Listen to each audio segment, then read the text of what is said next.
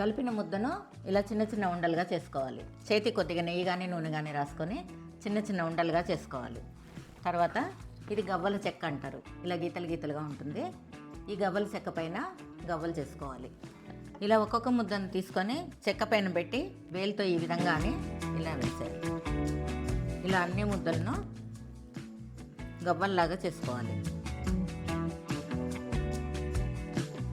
ఇలా గవ్వలు చేస్తూ చక్కగా కబుర్లు చెప్పుకునేవాళ్ళు.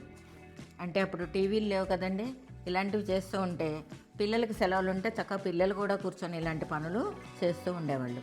సరదాగా అందరు కలిసి చేసుకునేవాళ్ళు.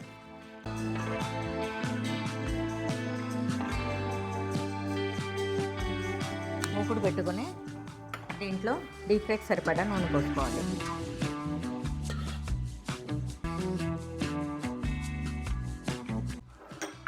నూనె కాగే లోపల ఈ మిగిలిన గవ్వలు కూడా చేసేద్దాం.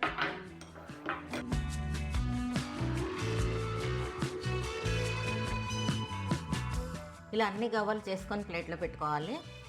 స్టవ్ మీద నూనె కాగిన తర్వాత గవ్వలు కొద్ది కొద్దిగా వేసుకొని మంచిగా లోపల వరకు కాగేటట్టుగా నూనె కాగిన తర్వాత వేసుకోవాలి. వేసిన తర్వాత మీడియంలో పెట్టుకొని మెల్లగా వేయించుకోవాలి.